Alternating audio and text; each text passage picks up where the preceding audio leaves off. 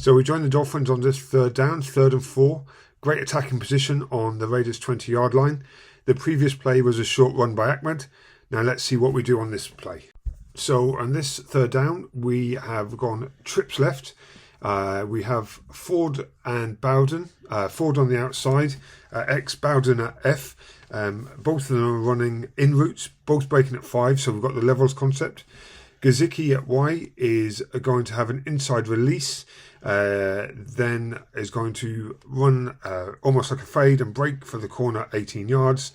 Gaskin is going to do a swing route as a hot release, and then Holland at Z is going to run an inside release and then break for the sideline at the same distance as Gazicki, and I'm going to call that the gopher. Let's have a look what they do on defense. So something new for us on third downs and touchdowns. I'm sure the Dolphins have faced cover 3 before, but we haven't looked at it because we haven't seen it on a third down. So safety is going to play the middle of the field. Both at corners, outside corners, are going to work for depth. Then the 4 remaining pass defenders, are just going to play zones underneath and try and keep the offense in front of them. Now, let's have a look to see how that works in reality. Okay, so let's have a look at the trips formation and all the routes and see how it works out. So the first thing I want to look at is Ford and Bowden with the crossing routes and how they force the defenders to stay in their zones. So let's just have a look at that. We'll eventually come back to Gazicki. But for now, so right now we've got crossing routes. This defender is now working for depth for his zone. This defender basically doesn't know what's behind him, so he can't bail anymore. 54 is handing Gazicki off to 42, who's working for depth, like you've probably heard the Tampa 2 defense, where the linebacker works for depth in the middle of the field.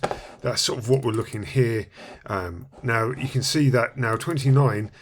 Ford's behind him. He has to, he doesn't know whether to stick or twist.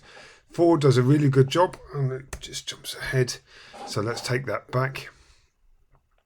So we're just going to look at Ford against 29.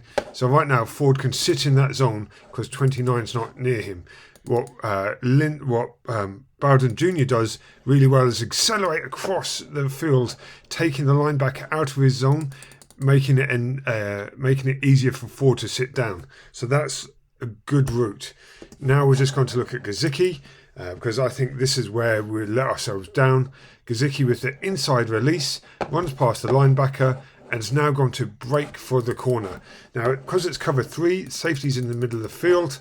This safety really should have gained more depth, and whilst this safety hasn't got depth, he's playing Holland, who's directly in front of him.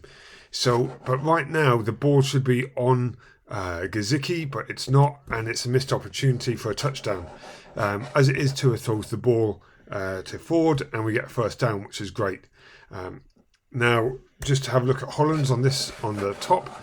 This is a really good route up here. If I could get my mouse there, Holland's here. Oh, breaks outside and is open as well. Difficult throw. But I would like to see Tua either attempt the throw to Gazicki or attempt to Holland, but he takes the safe route, which he's more than entitled to do, hits the first down, we move the chains. Now, what we're going to do is look at the pressure to see why he had to scramble and what he does in the pocket. So let's take a look at that. So having a look at O-line responsibility versus D-line stunts. Nothing dramatic on this play.